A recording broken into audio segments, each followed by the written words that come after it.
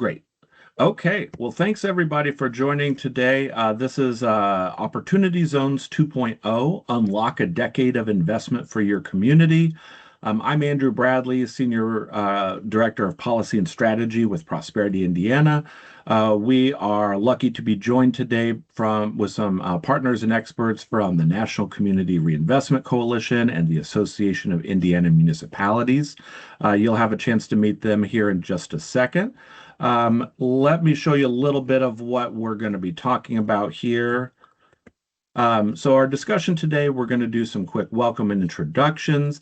And in fact, for those introductions, please go ahead if you would like to introduce yourself in the chat, your name, your organization.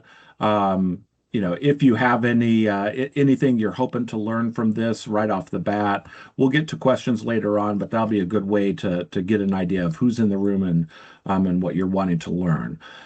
So after those introductions, I'm going to share a little bit of what we know so far about the state of Indiana's Opportunity Zones public nominations process.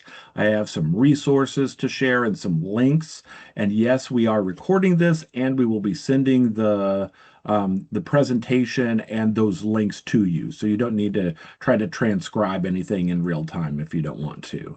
Then for the real heart of this presentation, we have Bruce and Manon from NCRC. They're going to share with us how to go about nominating your census tract and bringing this Opportunity Zones capital to your community.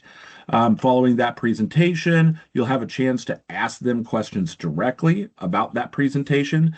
And then the folks from AIM and Prosperity Indiana are going to lead this group in a conversation. And really, the spoiler alert is what we really want to do is to foster partnerships between local governments and community economic development organizations to go in together to make those nominations as strong as possible, so that we can benefit Indiana's communities and especially those low and moderate income Hoosier households and communities that could stand to benefit from this process.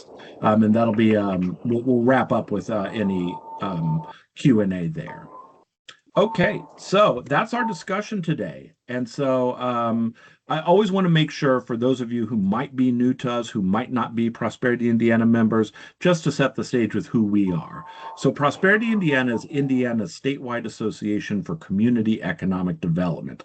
And you can see here on the screen, these are who our members are. About 2/3 of them are nonprofits serving on the grounds, your community development corporations, your housing counseling organizations, community action, United Ways. We do have some folks, if you would, ask you to mute yourself while you're watching here.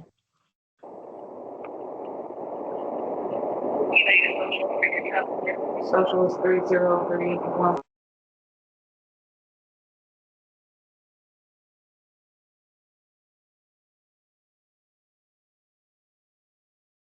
Unmuting myself. Prosperity Indiana, we're the statewide network. You can see who we are here and the ways that we serve our members. One way that we want to serve those members is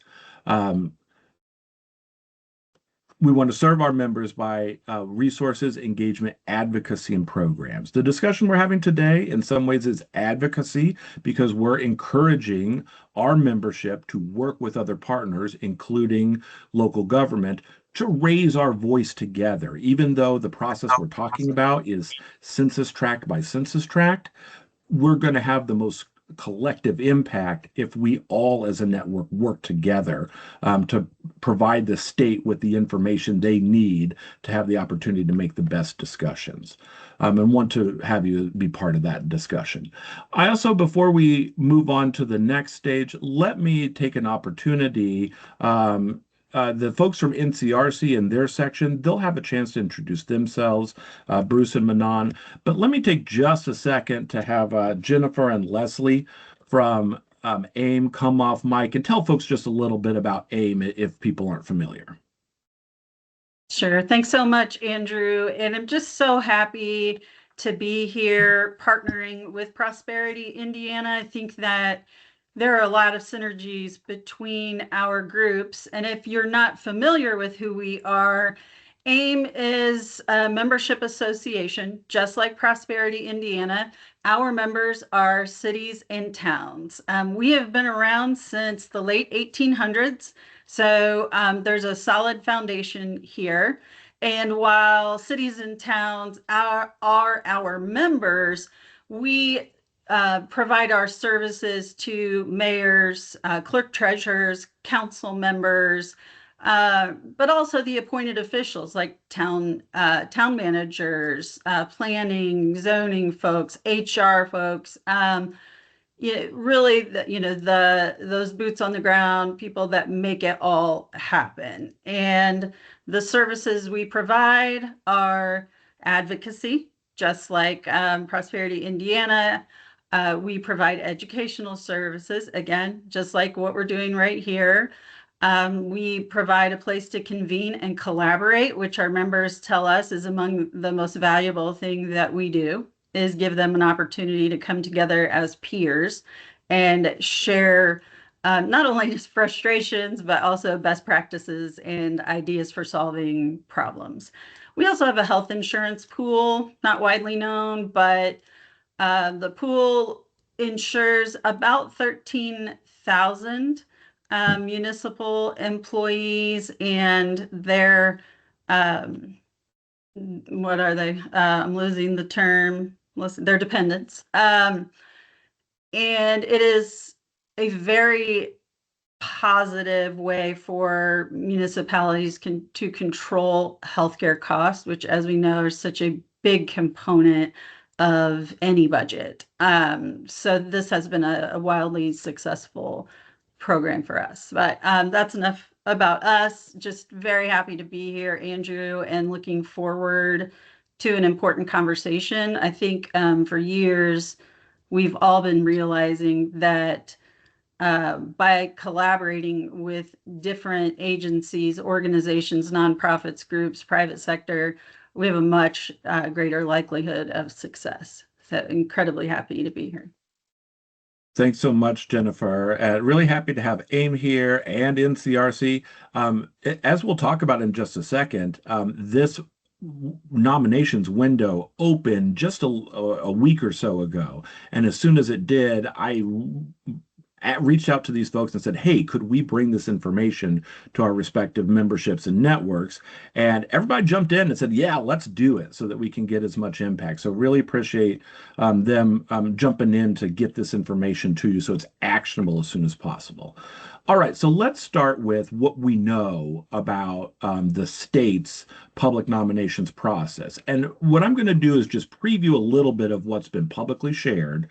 And then I want you to basically like keep a few of these things in the back of your mind, because when Manon and Bruce from NCRC talk, they're going to go much more in depth about the purpose and the potential in the Opportunity Zones process.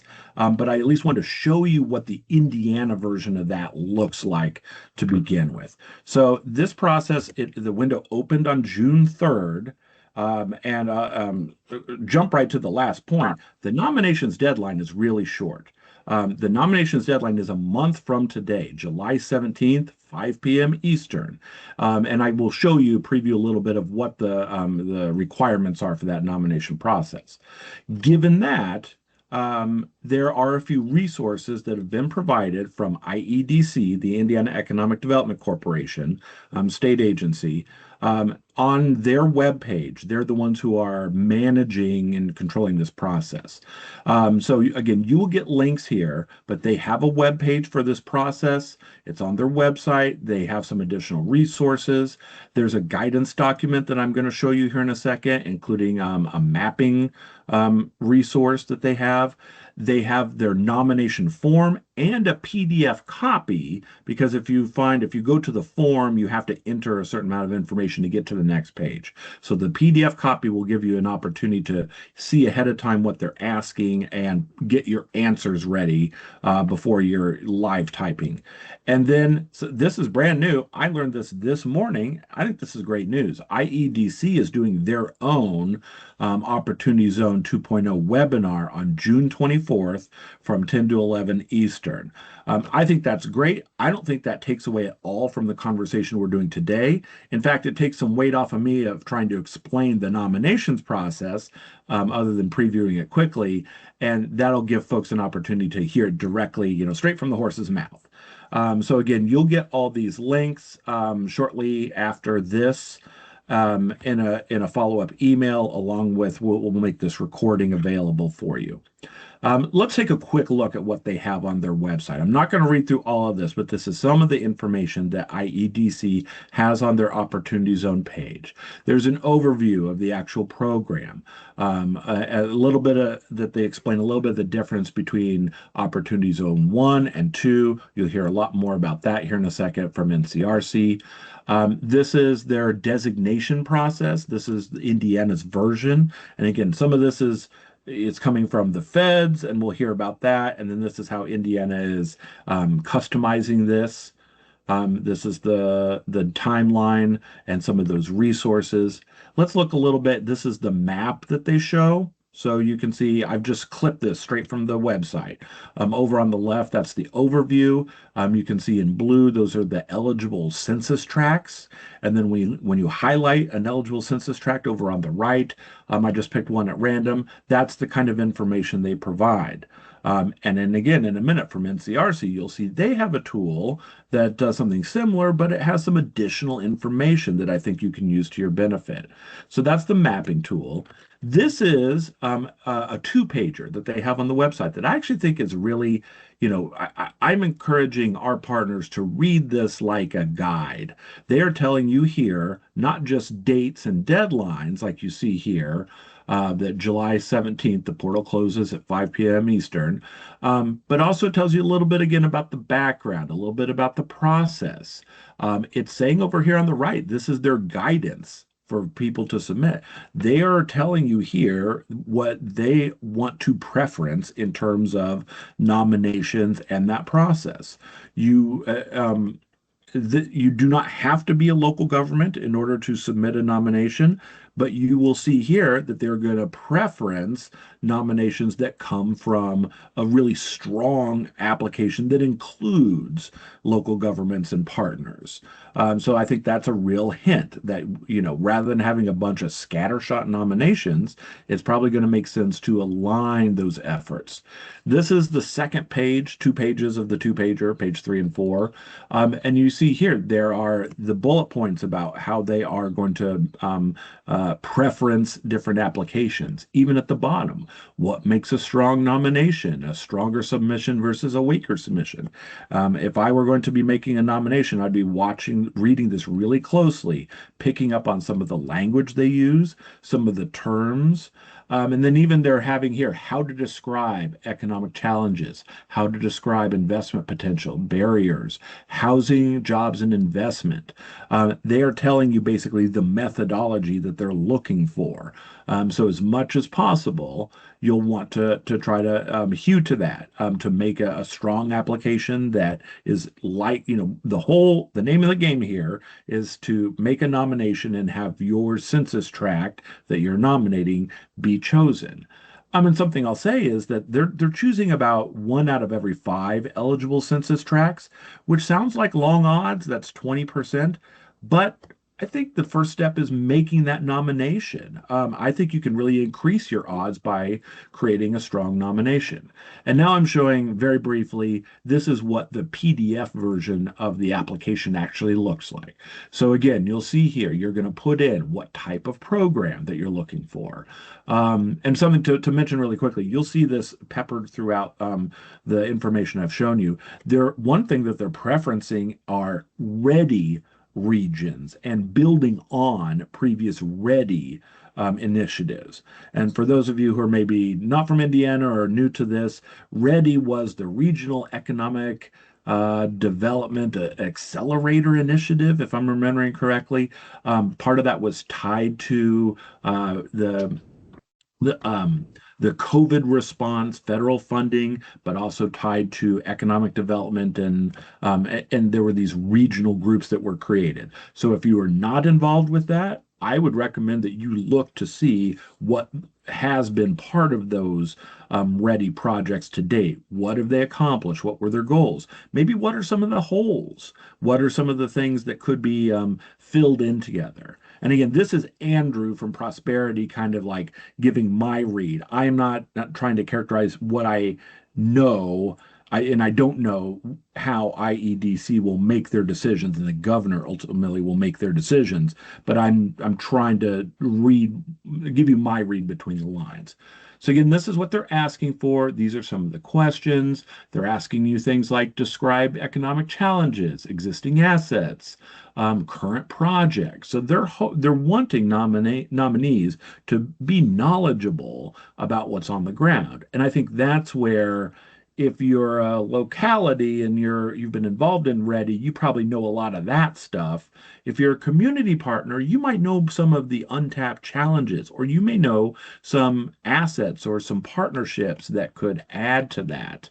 Financial barriers, permitting, zoning. And here's the part where they're asking you to explain how would this align with other local or regional plans, to estimate the number of jobs, to estimate the number of housing units. And again, pointing back to the guidance document, it's telling you how not what, but how they want these to be answered. Okay, so that's what we know. And that's what IEDC has told us about Indiana specific progress or process. Now, I'm really happy to be able to introduce Bruce Mitchell, Principal Researcher, and Manan Shah, Policy Advisor from NCRC, to tell us what they're seeing from a national perspective and some of the tools that they're offering up. So, Bruce and Manan, over to you. Yeah, thank you so much, Andrew, and good morning, everybody. It's a real pleasure to be here and present some of our work. As mentioned, my name is Manan Shah. I'm the policy advisor here at NCRC, and I'm joined by my colleague, Dr. Bruce Mitchell. And we wanted to share with you all what the nomination process looks like to nominate your census tract, as Opportunity Zones is going to be the most critical, if not the most important, community development tool for the next 10 years. So we want to make sure we're leveraging that to ensure capital is flowing to communities that need it the most. It doesn't. I think somebody is off mute. I can continue on. We just wanted to share some of our own research and findings on OZs, including a new mapping tool we've developed. But before we begin, just a little bit about NCRC. For those of you who don't know, we are a membership association, over 700 grassroots organizations seeking to build wealth in low to moderate income communities. How do we do that? We hold banks accountable to a law called the Community Reinvestment Act, or CRA. This law requires banks to reinvest some of their deposits back into LMI communities, really to build housing, invest in small businesses, and create workforce opportunities. And so we definitely want to partner more with community development organizations like yourselves to make sure that we're building, as our motto is, a just economy for all. And so I will pass it now to Bruce to help us begin this conversation. Hey, thank you so much, Manan. So my name is Bruce Mitchell, and I'm principal researcher with NCRC. And we've been interested in this Opportunity Zone process and in assessing the Opportunity Zones since about 2018, when the OZ 1.0 was first enacted under the Tax Cuts and Jobs Act. So this version we're talking about today, this is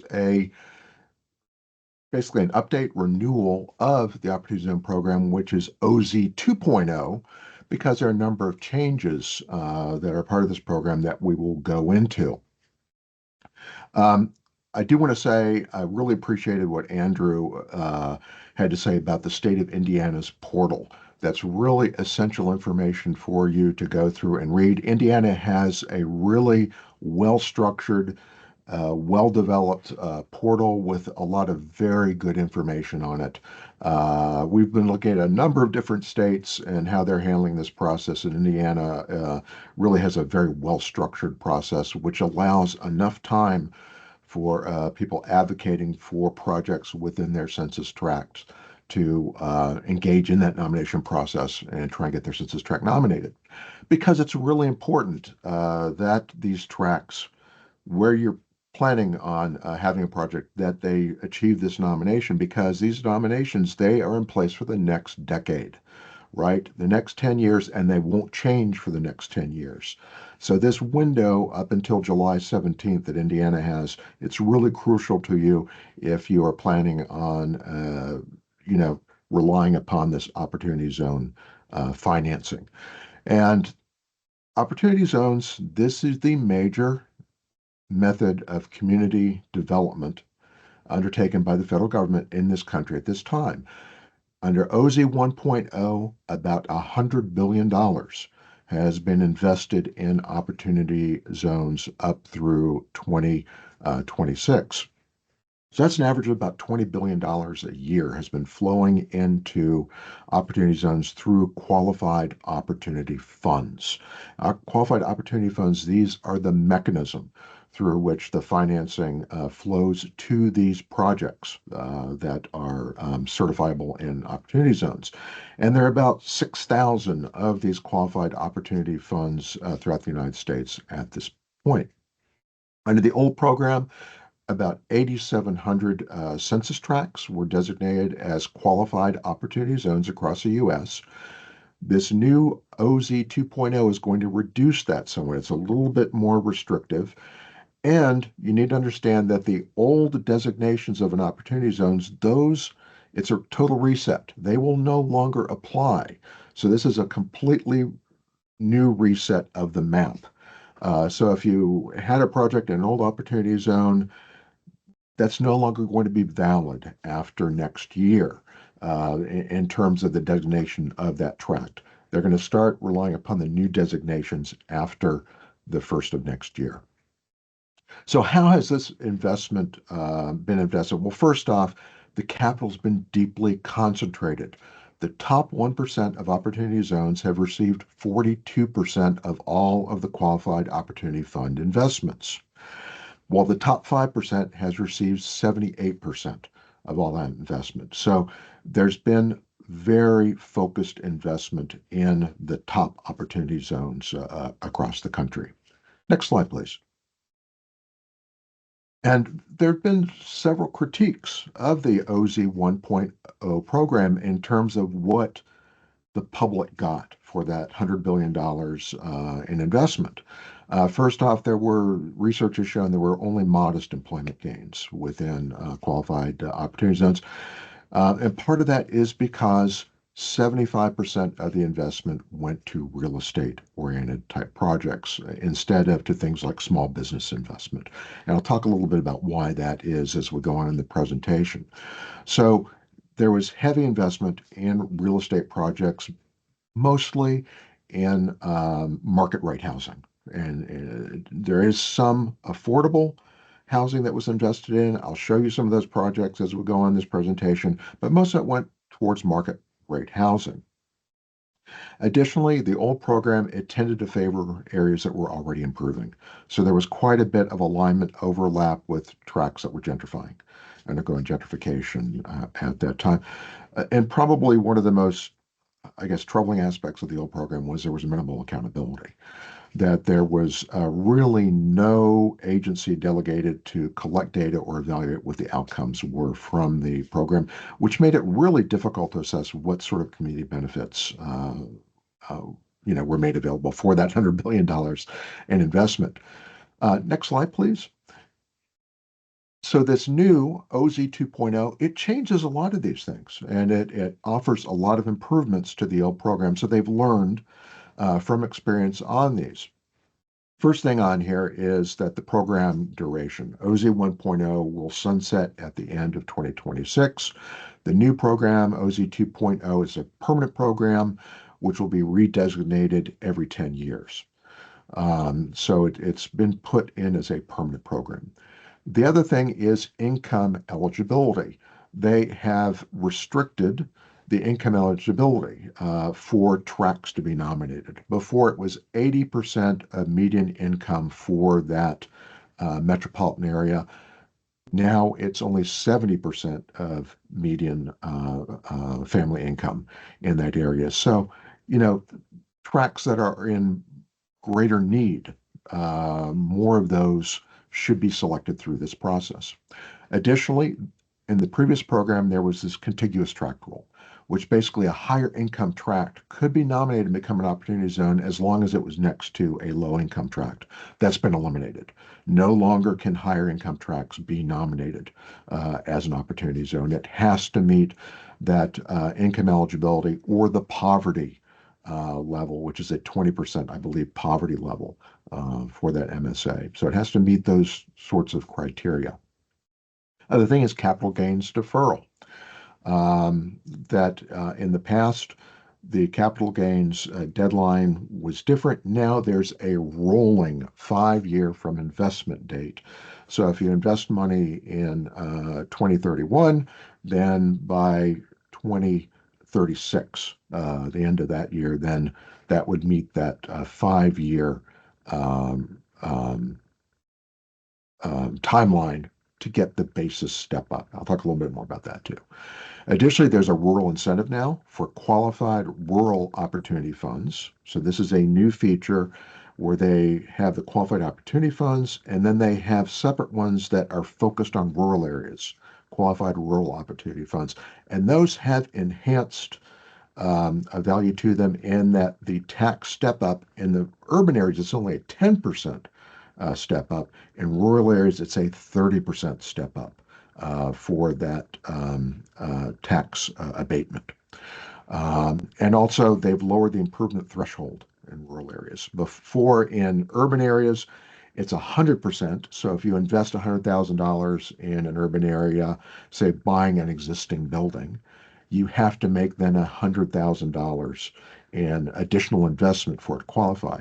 In rural areas, if you bought that same $100,000 value and bought it, you'd only have to invest $50,000 to meet that improvement threshold.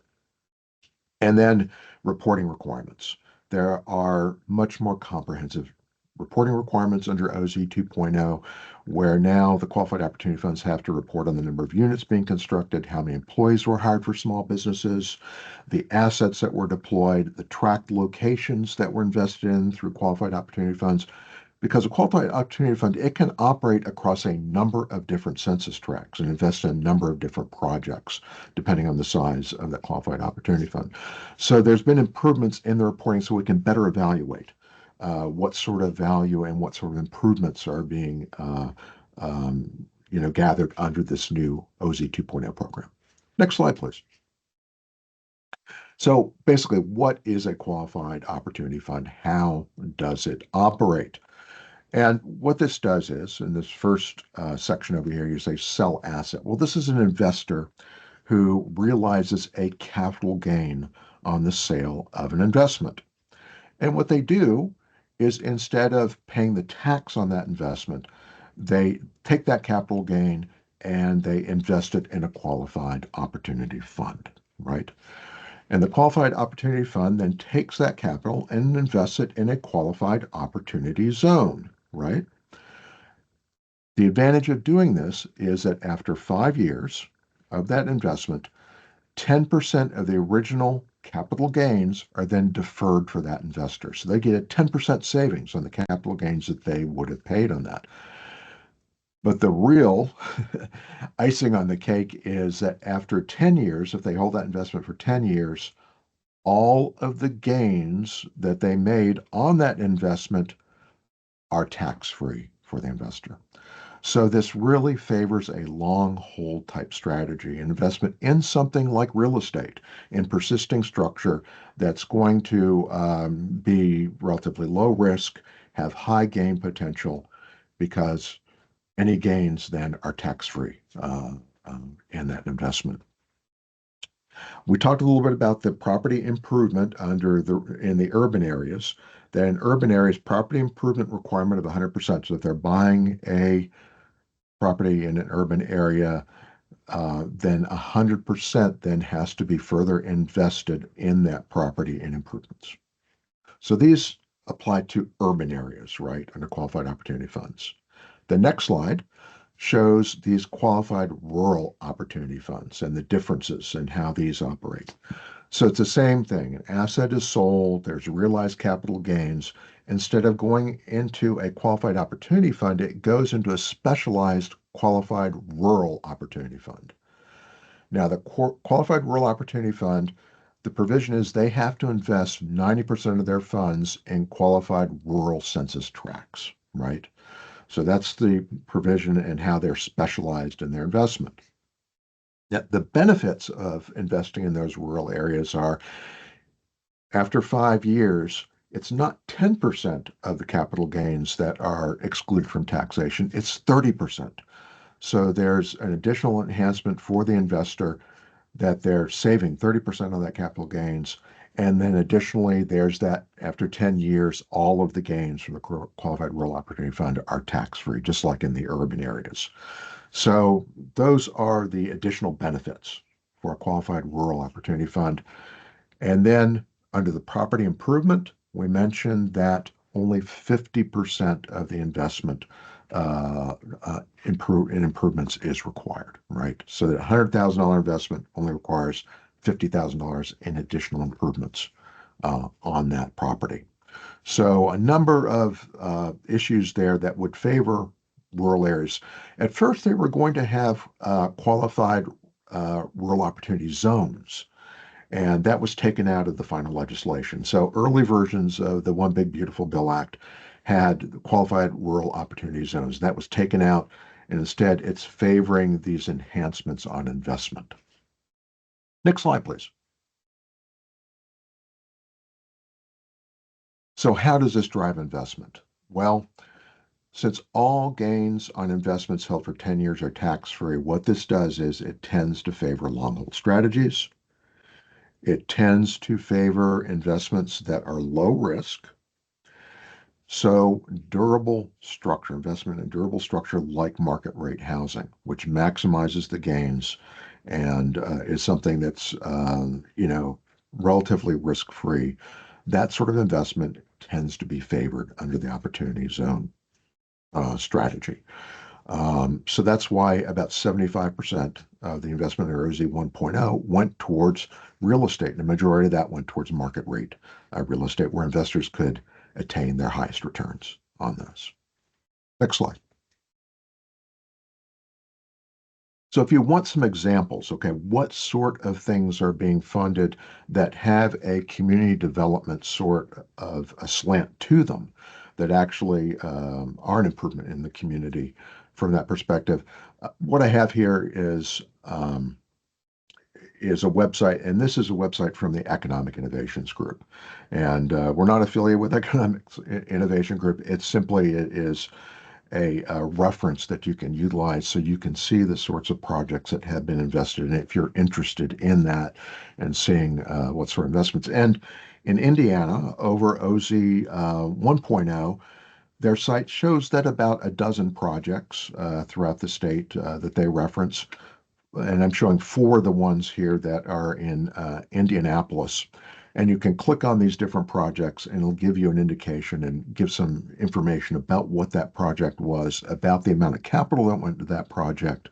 So you can get an idea of the sorts of projects that are being funded under, that were funded under OZ 1.0. So we get lots of questions about, hey, would this project be something that might be applicable? And this is a reference site that you can go to get a general idea about some of those things. And again, it's Economic Innovations Group. You can find their website. Next slide, please. The other reference I want to point out here is the NCRC mapping application. And this is something that we developed. And we used as our basis data that was from the Urban Institute, right?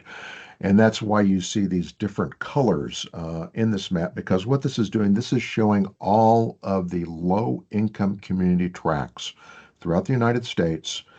And then it basically ranks them into 3 different categories based on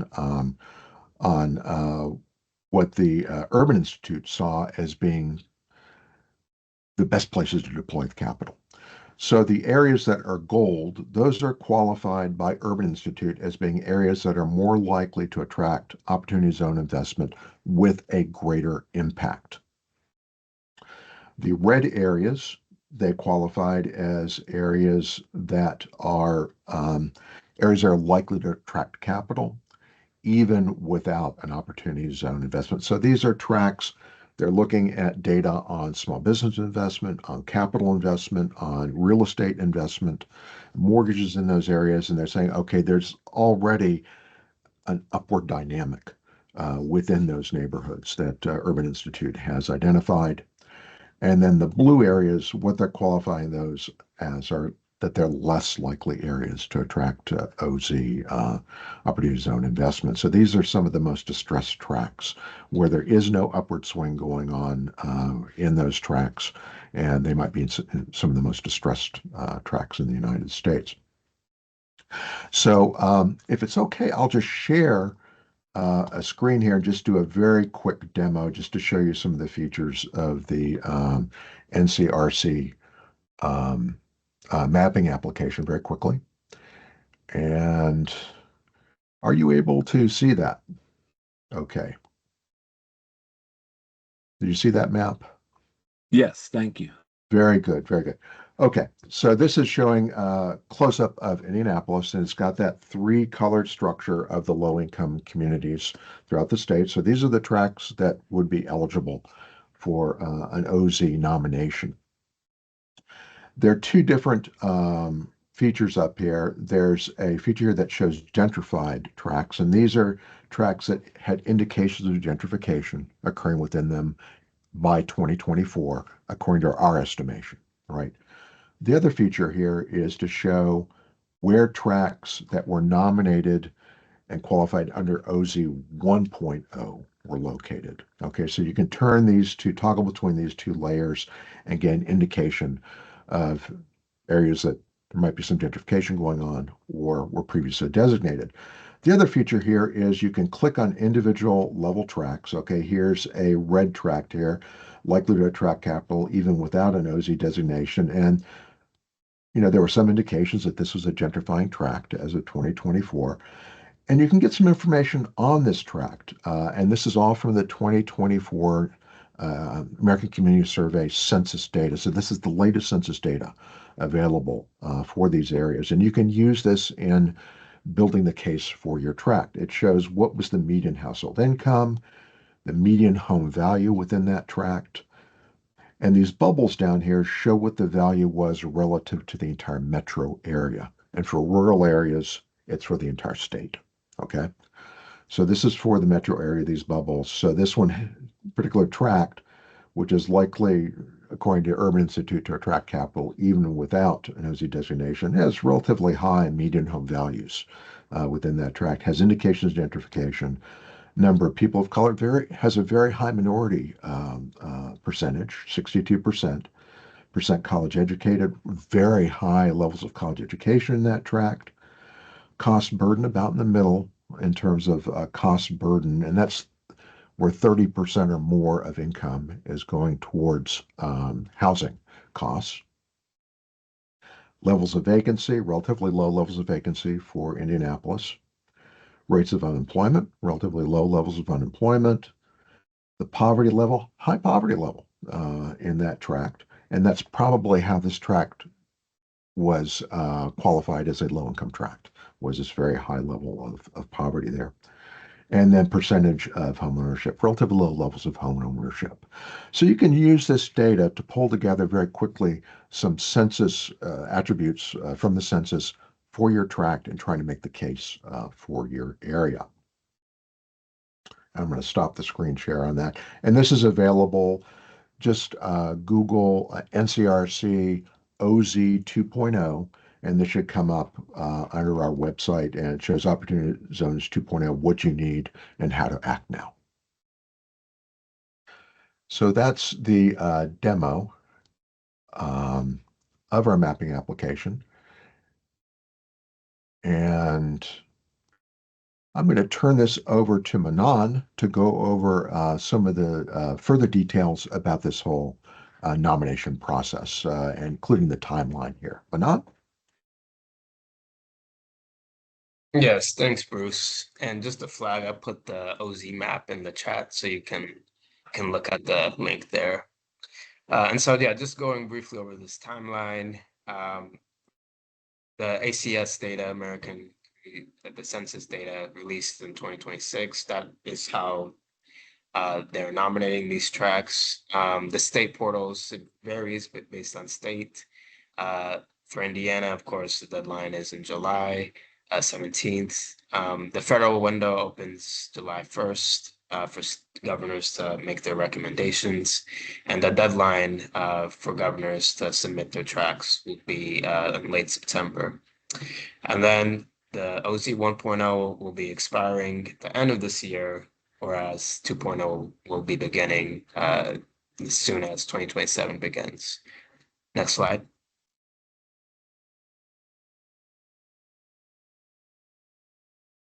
Just to briefly go over the nomination rules here, governors will be having full discretion on which tracks they'll be selecting.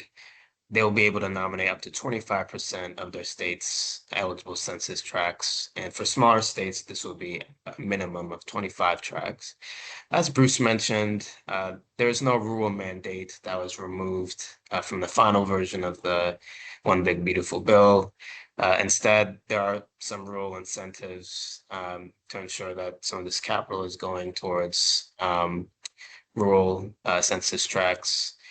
And again, we want to emphasize that there is, of course, regardless of party, there are some shared bipartisan priorities regarding OZs. I think it's important to build that bipartisan consensus, especially at the local level.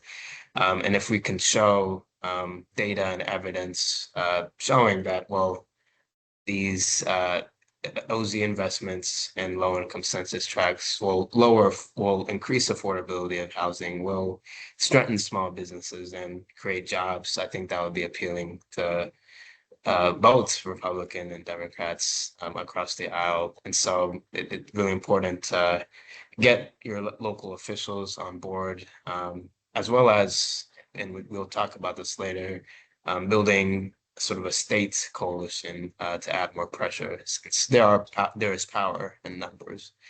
And then, as Bruce mentioned, there is no automatic renewal of 1.0. This is going to be reset for the next 10 years.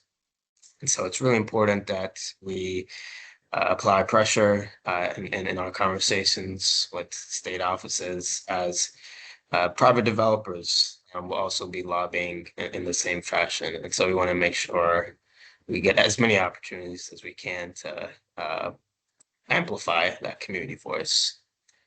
And next slide. And so here's a brief action plan on how to nominate your track. First, make sure your track meets the ACS data and income and poverty thresholds. You can use our NCRC map, which outlines that pretty clearly. And then next, luckily, Prosperity Indiana has relayed that information at the beginning of this presentation, but making sure you contact Economic Development Agency, state internal deadlines, of course, in July 17th.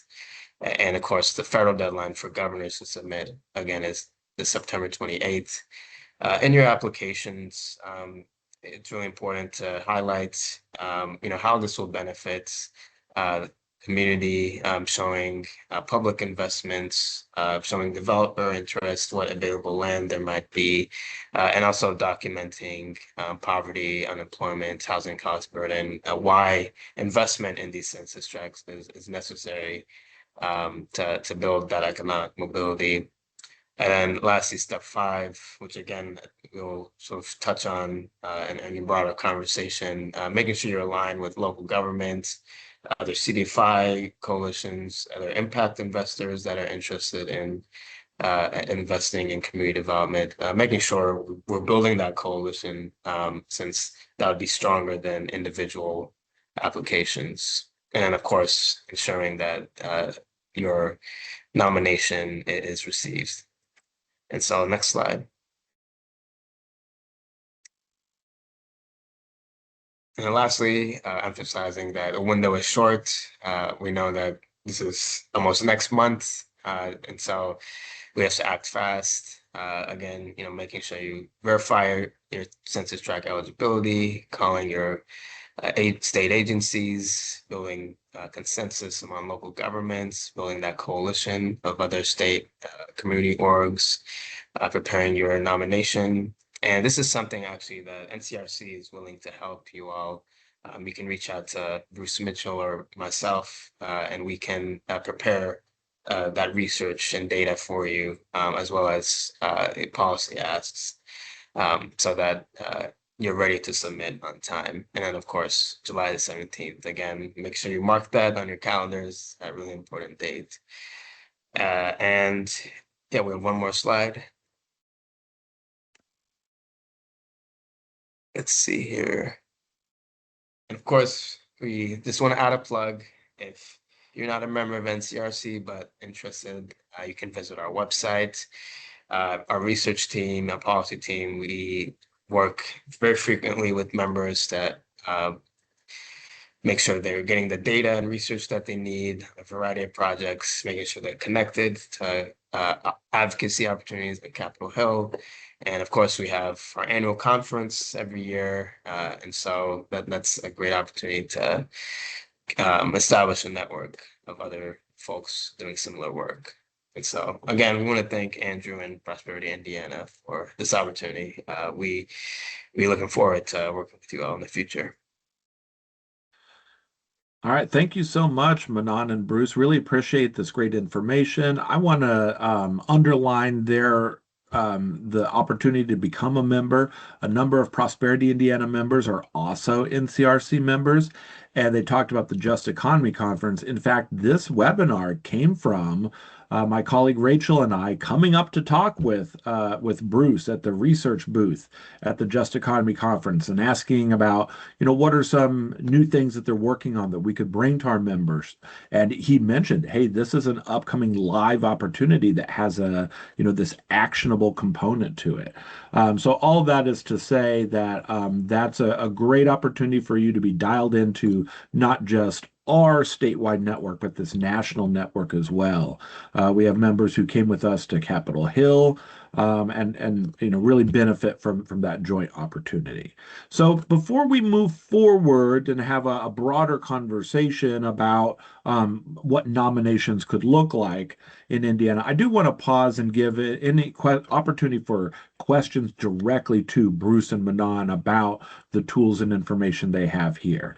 So if you would, please feel free to come off mute, or you can use the chat feature. This is a great opportunity if you have those direct questions for the NCRC folks.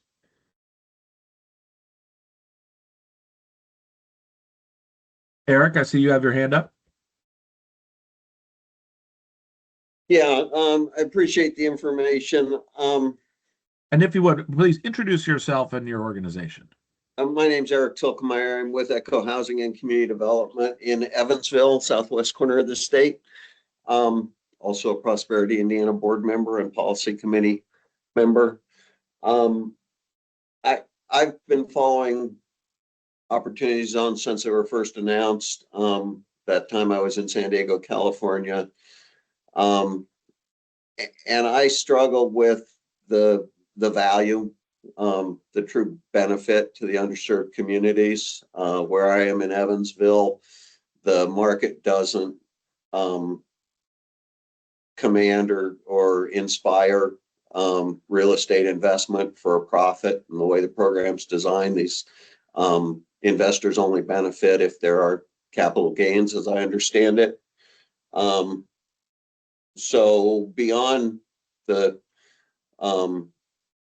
process and time and commitment involved in identifying new zones, why would I be motivated to do that? I don't know that we've seen any OZ investments in the opportunity zones in Evansville. I loved your slide about who benefited from OZ 1.0, because that's exactly the problem with the program, and the federal government is promoting this as the panacea to underserved community investment, and I don't see it happening or causing it. Yeah, I appreciate that question, Eric, because that you've outlined some of, I guess, our issues with the program, particularly OZ 1.0, and how capital was deployed under that program. It was highly concentrated in certain areas. Unfortunately, or fortunately, this is the deck we've been dealt. This is now the major federal community development initiative for the country. And we're trying to find ways in which it can be leveraged to some benefit for areas. That Economic Innovations Group mapping interface, that's the best I found in terms of outlining the types of projects that do have some community benefit to them that are being funded. So I'd encourage members to look at that, see what sort of projects are being financed under that. We're also very actively trying to find ways in which opportunity zone investment can be stacked with other things like the low-income housing tax credit, new markets tax credit, to create a sort of financing package that might make investment in projects, maybe mixed-use projects that have some affordability component to them as more desirable.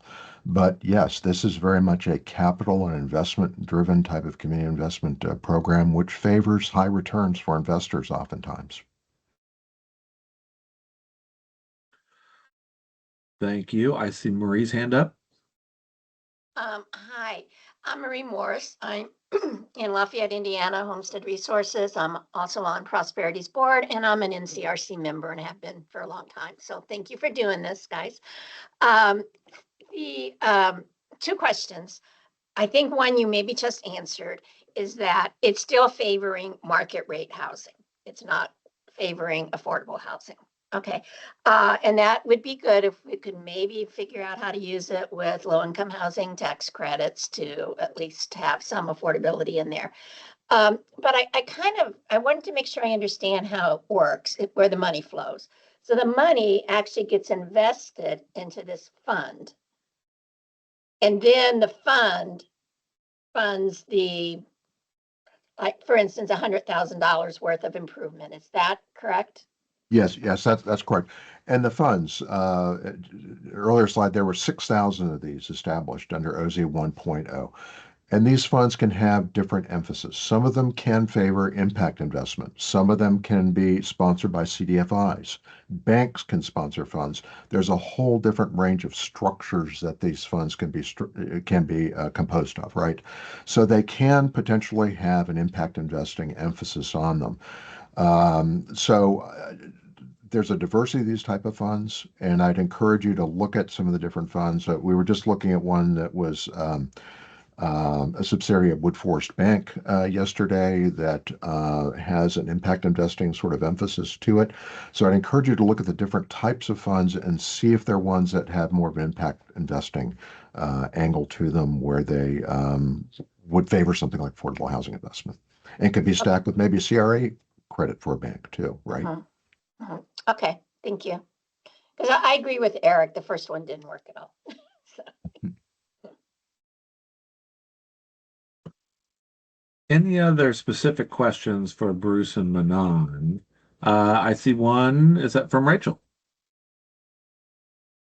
Yes, I just wanted to, hi everyone, Rachel Cheeseman, Policy Manager with Prosperity Indiana. I just wanted to lift up a question that came in the chat from Claudia Mendez Perkins. Do you suggest making one nomination as a group of organizations or having several organizations apply separately to make their nominations? What I would do is I would contact your state economic development corporation and ask them what sort of application they would prefer to see in that sort of case. Because I think a case could be made for either one. I would ask them directly what they would prefer. I mean, my first instinct is to think that a unified proposal with several different organizations coordinating would have quite a bit of appeal to it, but I'd contact the Indiana Economic Development Corporation and ask them that directly. I'll chime in on that. I think that's right. And now that for those who joined a little later, we just heard this morning that IEDC, will have their own webinar about the OZ2 process on June 24th. And again, we'll share that link with the follow-ups? I think that's a good question. I think Bruce is right. Go ahead and reach out and ask that question, but that may be something to carry also to that webinar. And I think that's a great question in part because, yes, is it helpful to have one really aligned one application, or perhaps to have all the different stakeholders be able to describe their aspect and yet still be aligned ahead of time behind the scenes? And I think that would alignment is the approach that I think would be really helpful, is to make sure that those stakeholders are talking with each other and coordinating ahead of time. And then once you get the guidance from IEDC, it's a matter of how best to communicate that. What's the right method? As we're, if there's any other specific questions for Bruce and Manon, please raise your hand and jump in. Let me also just ask another version of kind of this theme of questions that we have so far, at least among Prosperity Indiana's members. We know from data that we work with and from the folks that our members serve in communities that there is a lack of affordable and available housing in basically all parts of the state, in rural, urban, and suburban communities alike. And that's a challenge that we have at the state level, is to advocate for those investments, well, at the state and federal level. So it sounds like what we're hearing is that the more durable investments are the ones that maybe are favored or likely to be successful at the federal level. But I wonder if there's still an opportunity, if that's then something to communicate to our governor through this nomination process, is how that outsized need and that coordination to address it it should be a criteria that he uses when selecting those tracts. So I'm not asking you, like, you obviously aren't in our governor's head and don't know how he's going to make those decisions. But you talked about the potential alignment of new market tax credits, LIHTC. It sounds to me like maybe the best way to make that case is to establish that there are opportunities for that kind of alignment. Any other thoughts that you have about ways to demonstrate that need, or to show that that need for affordable housing should be part of the selection process? I think that's a great point to make, that, and it also shows a real concern for the community, and that there's a level of interest and concern and a dynamic of concern within that community. And I think that should be an essential part. And hopefully the governor of Indiana would take that into consideration. That being said, from what we've seen in other states' process, there's been this real tendency to favor shovel ready type projects oftentimes. But I think it's a great point, Andrew.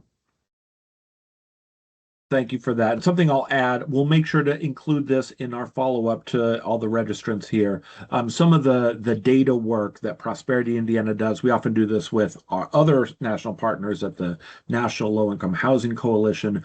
We can provide you with the gap of affordable and available homes per county, not necessarily by census tract, and we can also provide what is the housing wage that's necessary to afford a modest 1 or 2 bedroom unit, and also a list of the most popular occupations in the state, and whether or not and at what level they meet that housing wage. So, for example, if you know that your community, your READY project, is working, and trying to attract a certain sector, you may be able to use some of that wage data and the housing gap to help strengthen your argument. So that's my suggestion, and that's a resource that I will send in the follow-up.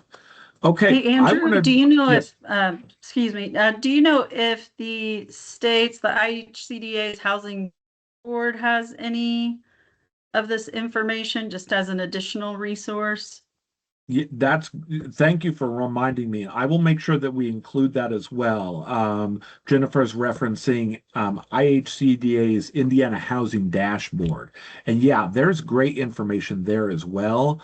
Some of it aligns with the tool that NCRC talks about. It has information about home ownership, like the average housing value.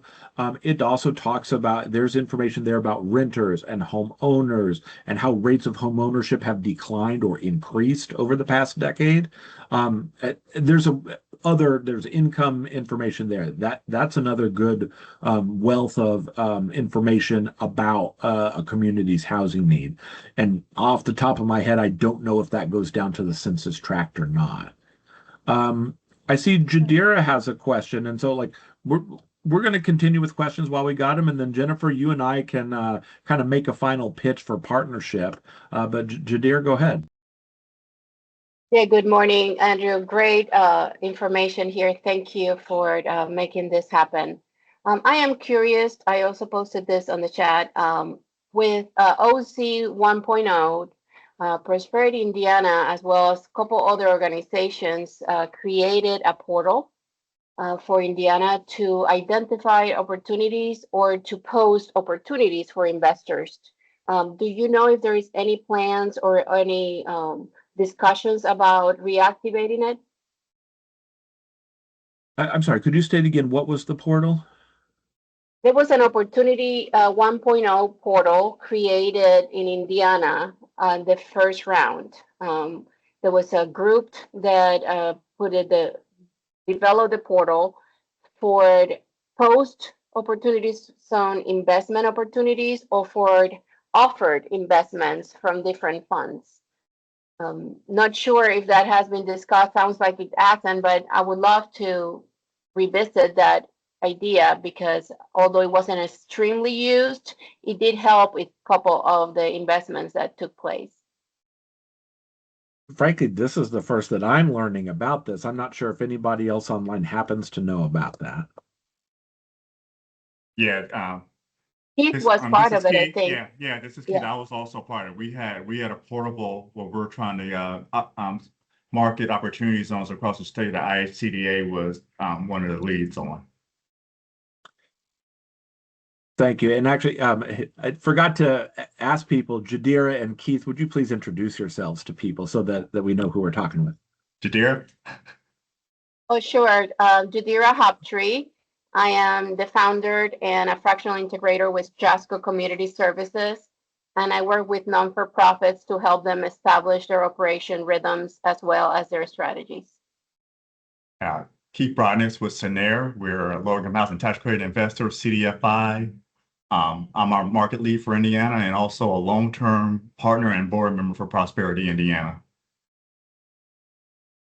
Thank you both. Let me turn now we're going to keep going. I think for as long as folks have questions, we can go a little past our time here, but understand if people need to jump. I did want to give an opportunity. So now, Jennifer, you've had an opportunity now to hear this presentation. What does this make you think about your membership, like where they may be coming from and what those partnerships could look like? Any thoughts and reactions that you have? Sure. I think, for those that have been around a minute, going back to regional cities, I believe under Governor Mike Pence, the concept of regionalism has really taken hold. I think grew even greater under Ready 1 and 2, to where these partnerships are very common. They're very, in terms of the private sector, community organizations, civic organizations, local governments, county governments, that foundation has been built. So I feel like what I'm hearing today is really consistent with that and will help launch some of these. And as you mentioned, Andrew, we got a short time frame here. And I think that having that framework in place is a great advantage we have in Indiana. So, asking everyone to sort of lean into that framework. Of course, there will be other partnerships and groups that are created outside of that, and there should be. That's just the first thing that came to mind as providing that golden opportunity in a short time frame. And there are projects that have already been visioned and are either in the works or on paper. So when you go to that shovel ready component, maybe not quite that far, but far enough probably to be able to articulate a very concrete vision in the nomination. So I think the relationships are there. And to the question of, I think I saw somewhere in the chat of, should the nomination go in individually or with the groups and partners? Reading through earlier today, that nomination form and stuff on the IEDC's website, I would say certainly all together, showing that collaboration. Sorry, Andrew, long-winded way of answering your question, hopefully.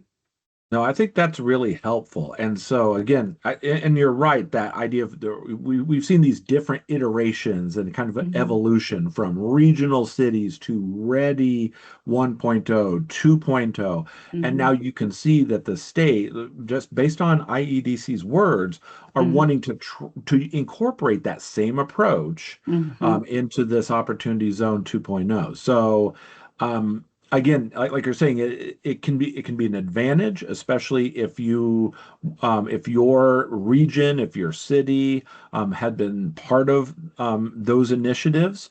It's an opportunity to leverage that success. It also makes me think then that, so if I'm thinking in terms of, like, we have localities who may have participated in that. They've already partnered with certain stakeholders. I do wonder, there may be an opportunity though, if for some, to further strengthen those initiatives.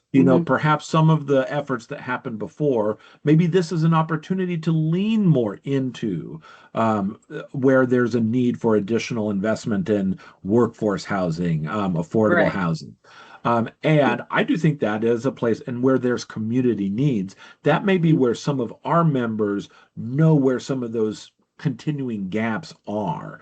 And so this may be that opportunity for them to lean in.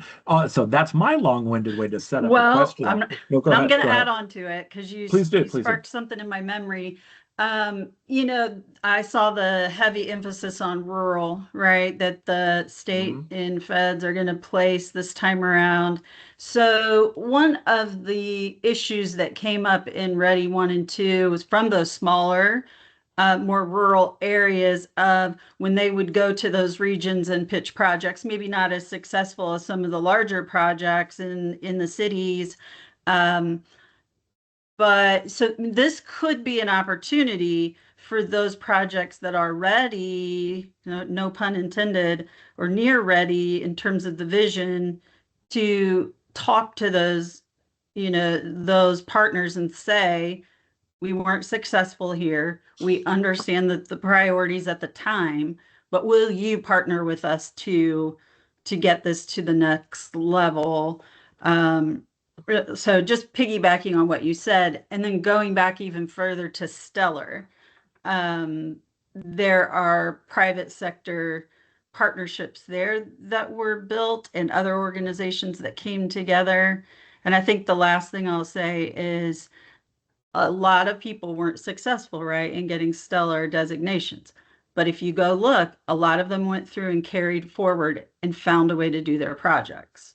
So kind of just reminding all of our members that while they might not all get those designations, using those partnerships to make those projects happen, there's more than one way to score a goal, and helping them through that is something I think we could all do. All right, sorry, done. So that's all helpful. And again, the question that I'm leading up for you, Jennifer, is, so among some of the folks who may be online here or watch this video later, the community partners might already have been part of all those applications. There might be folks that have not in the past, though. So I want to ask you, like, how do they, for your membership, who are the types of folks that they should be looking to reach out to make sure that they can contribute to a strong application? Is there a typical office they should look for, or how do you find what's the right person to contact? I think one place to start that might not have already been on the radar are Main Street organizations, typically active in smaller, very active in smaller communities. I'm not sure those active main streets align with the census tract, but they are where you find the people. They always say, find the helpers. Those are the people that care about the success of their communities. Don't hesitate to look at civic organizations, right? Kiwanis, and those groups that come together to water the flowers in your community, right? Or that come out to volunteer when there's a storm and get limbs and whatnot.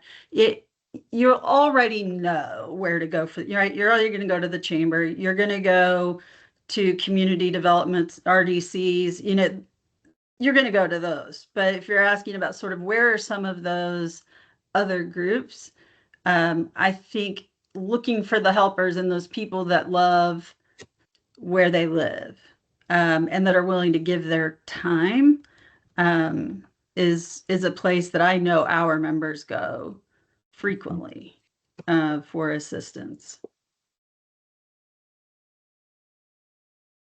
Thank you. That makes a lot of sense. And I think another, if there's folks here that another thing to do is to look back at the READY programs, look at for your region, what were their goals, and also look for the contact people there. Yeah, absolutely. 'Cause I think that's, I think my recommendation, we've got a month from today until those applications are due. So I would really encourage folks who are watching this, if they want to get involved, and especially if they don't yet know who those contacts are, I would reach out to folks the rest of this week and early next week, and take what you learned here, and if you're offering or volunteering to be part of that application project, perhaps let them know, in a couple of bullet points, what your organization already contributes to the community, maybe some projects that you've been part of, and perhaps preview that you were part of this and you have some information that could help strengthen that application. Yeah, absolutely. Yeah, Jennifer, what other recommendations would you have for the folks that might be on this webinar? I just thought of something. Yesterday, I was at a meeting with a handful of mayors from small cities in the South, and every one of them talked about housing projects that are in the works, apartments, duplexes, single family. And I mean, almost every one. So one option for, since this is a private sector economic, development tool, that's what we're trying to attract is that private sector investment. Reach out to your neighboring communities in your county and the county around that are doing housing development. Find out who those developers are and say, how can you support us in this application? Who are some other groups that will come out in support of our nomination? So just one more option. That's really helpful. I just want to point out, I saw Catherine's comment and I was able to then go over. I just copied the resources slide. We'll send that out to folks, but right now I just posted in. There's the live links that includes the application page from IEDC, all those, the PDF form, and it includes the link to the registration page for their webinar on June 24th. So I encourage people, just so that there's no delay, copy that information and save it right now, so that you can act on it immediately if you want. But we will include that in our follow-up email as well. But that could take a day or so to get to people.